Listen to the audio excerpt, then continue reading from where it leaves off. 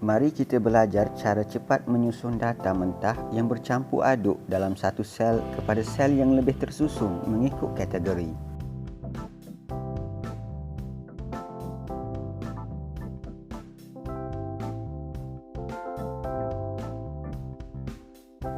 Adakah kita akan mengisinya secara manual? Menaip data satu persatu ke dalam setiap sel? Lambatlah siap kerja kalau macam ni caranya. Tidak, elakkan daripada mengisi secara manual kerana ianya melambatkan kerja dan mudah berlaku typing error.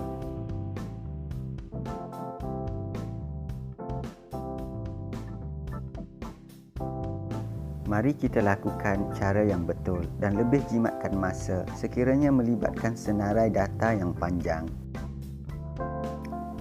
Jadi, apa yang perlu kita lakukan adalah select semua data yang hendak diasingkan mengikut columns. Kemudian, klik pada menu data. Pilih text to columns. Kemudian, dialog box akan muncul.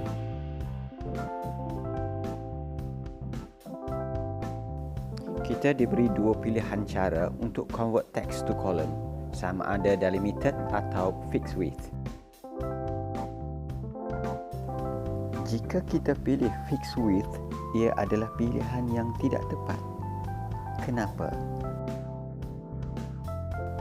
Mari kita lihat apa yang akan terjadi sekiranya kita teruskan dengan pilihan fixed width.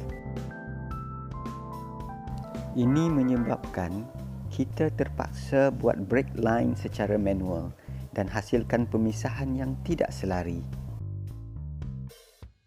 Di sini kita dapat lihat terdapatnya huruf daripada perkataan pertama yang melepasi garis break line.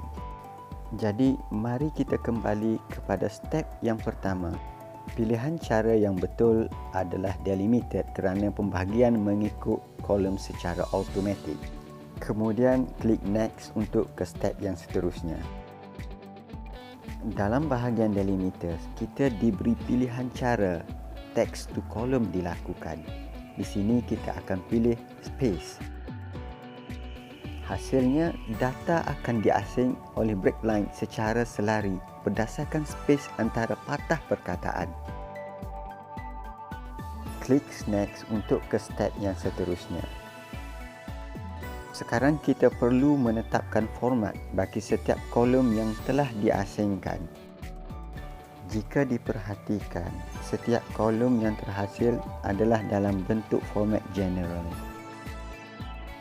Klik dalam ruangan yang mengandungi tarikh, kemudian tukarkan format general kepada format date.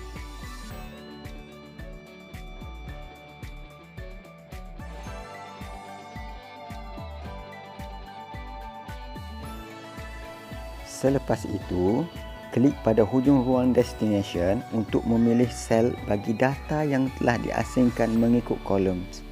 Kemudian, klik pada sel yang akan dimasukkan perkataan yang pertama, iaitu F2, dan klik pada hujung ruang destination. Kemudian, klik pada butang finish. Jadi, inilah hasilnya, data yang tersusun mengikut kategori dan formatnya.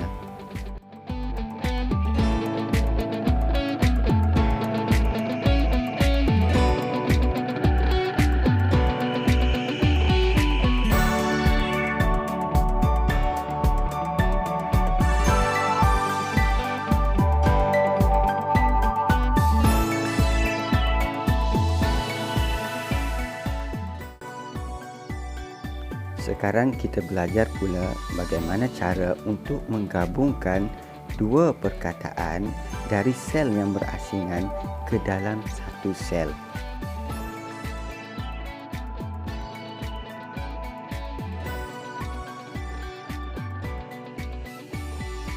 Adakah kita akan menyalin secara manual seperti ini?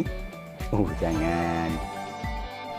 Jika kita terus menyalin secara manual, maka kita akan membazirkan banyak masa dan mudah pula berlaku kesalahan typing error.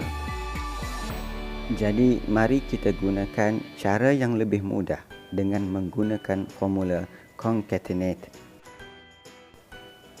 Klik di dalam sel, kemudian masukkan simbol sama dengan dan type perkataan concatenate.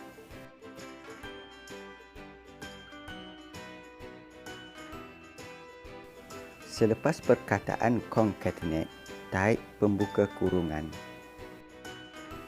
Kemudian, klik pada sel yang tertulis nama Amir, iaitu sel F2. Kemudian, masukkan tanda koma. Selepas itu, masukkan tanda pembuka kata, space dan penutup kata. Ini bertujuan untuk mewujudkan space antara patah perkataan.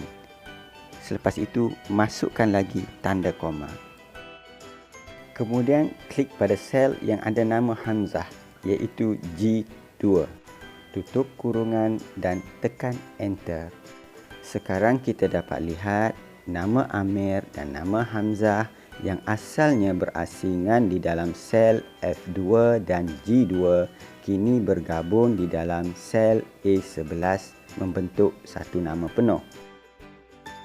Untuk dapatkan hasil yang sama bagi senarai nama seterusnya, letak cursor pada hujung sel dan tarik ke bawah. Jadi inilah hasilnya, nama penuh yang tergabung dari dua perkataan berasingan secara automatik. Sekarang, bagaimana pula cara yang paling mudah dan cepat sekiranya kita ingin memasukkan sekuen number atau bilangan pada columns?